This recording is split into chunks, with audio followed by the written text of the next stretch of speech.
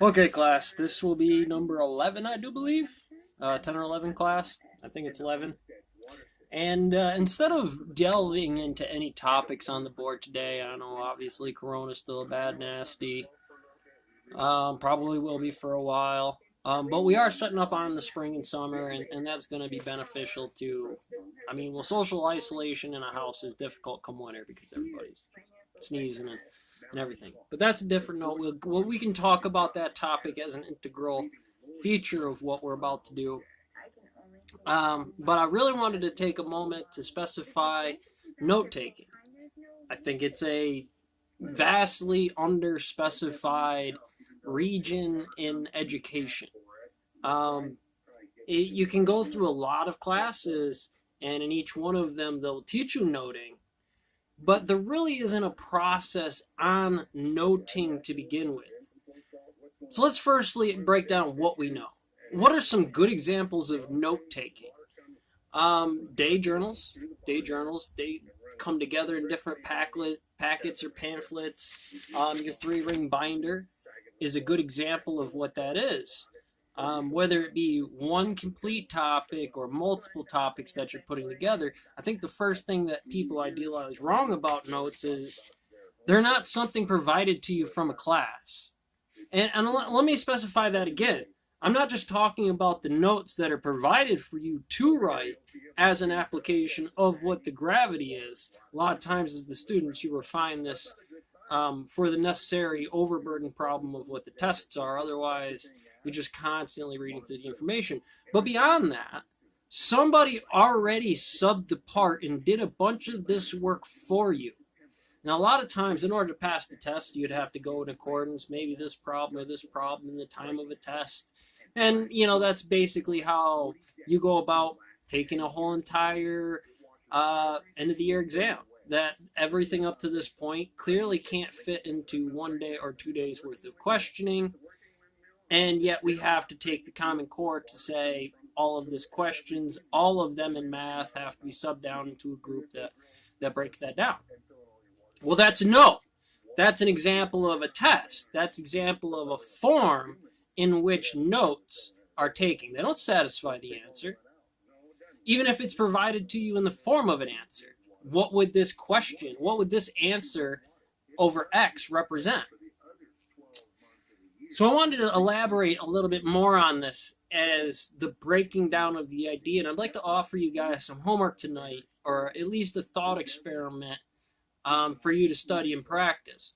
Go home tonight, find yourself a relative topic. If you want to go Corona, sure, there's active efficiencies to do this, but I feel right now in our plague time, we can take this into consideration about anything, computer engineering, mathematics, science. Any field is good. Botany, this thing about this little insect that's specific about this insect. And I want you to go ahead and I want you to begin your note breaking process. What are the things that I want you to see and be able to perceive as you're going through this? Well, firstly, the keystone in which this represents, or is represented at least, is in the fact that everything you're about to look up, short of doing analysis research on this creature yourself, is already somebody's note. The second thing about that is the way it's presented to you is a combination of lots of notes and that individual. We say that individual takes place of the study it's already been. We're taking multiple studies of the information. So basically, we're taking all the books out. As we'll find in this class, it's more beneficial to be universal across this form.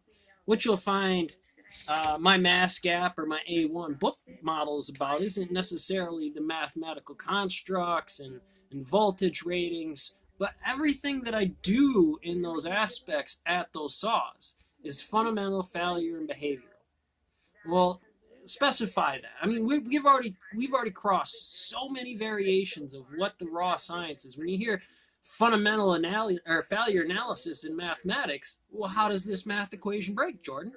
Well, realistically, I can put any number, add them together. I can do any of these things. So how does it break down? Well, clearly the aspect of what the physics is, the behavior of that object that goes away from its mass or weight, when in specific fields are added, or a vector or an axion of that effect inside of this causes some level of a causal breakdown or distending in the time function. So, as a practice, go ahead and go on YouTube tonight and just start to hub off one term. I mean, I'm sure you got politicals, coronas, and whatever your YouTube favorite categories are based on your algorithm from series off of your subscriptions. And so, first thing we have to go through is, what do I want? What is it that you are looking for? What are you trying to aspect? Is it just fill something in this time? Well, sure, you can use every one of them and begin to note down the analyzation of mathematics in their form.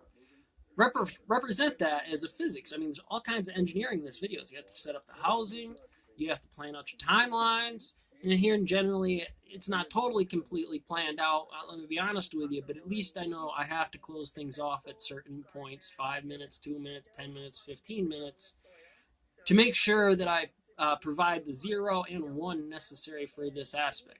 And you have to look at air turbulence equations as these aspects. Where did it cut off? How come they didn't go in the original notes, and why aren't we looking at those today? Because as you present some of this new mathematical information, you'll find that, hey, this was actually something common. But because it was positioned in a certain way, given that field, it becomes something new. And inadvertently, now that I have something new, I might be able to re-engineer the mathematics, or again, take this new set and apply it in a new way of how this creates something beneficial for yourself, other than the overall general, which is mathematics and teaching of that function. So you write down all kinds of mathematics and integrals, but which one's first? I mean, you're going to see voltage on there. You're going to type in voltage up there. And you got basic variation, simple drawing. You got super complex ones inside here. Which ones you choose? You just choosing one of them, making it that analyzation. Are you watching your timelines and how much you're writing down at a time? Are you timing out the notes to each one you make? Pause, write down the number, write down the thought, or a whole construct that might go to that relative idea as you present it as an analyzation, or as you present that as an effect of what you want that analyzation to do. It's such a critical faculty that the reality of what was special about this class variable is the notes I provided you weren't meant to be verbatim. They were meant for you to break them down and use them accordingly. How I'm using it here for confidence and business and teaching and psychology, so you can present those applications in the proper efficiency of the ground and the state in that box. That then you could take that mathematics and apply that construct to your farm, your family life, or any other variable of what that is. And in the reality of it, we will always get reduced down to some level of mathematics, zeros and ones and a functions, which aren't exactly practical, especially if you're just teaching them from a standpoint of a professor that allows this question. What we're actually building is a saw tutorial, or a tutorial in the process of how gardening works. Well, it's not just how gardening works. There's multiple faculties. Farming was, oh, this is corn and everything else, and then you get some real Farmer Brown stuff of him walking around the process. And both of those have to be notated in this form. Otherwise, it's not going to be very practical to you. It's not going to be something that efficiently, without you actually standing there to provide the information, or as it's based in a local form, or excuse me, a non-local form, just mathematics, just this idea of psychology, or just this idea of engineering, that it's only practical somebody willing to pick up that book and say, oh, engineering, great. When the reality of what something great is you will learn engineering and economics from that, because you're multiplying and condensing the overall material by writing all of these notes and saying, well, that was great. Well, basically, we're going to take all that notebook and then we're going to transition it into a better organization. You got your first draft. You're writing a paper or something like that. Just smoke it all down in there.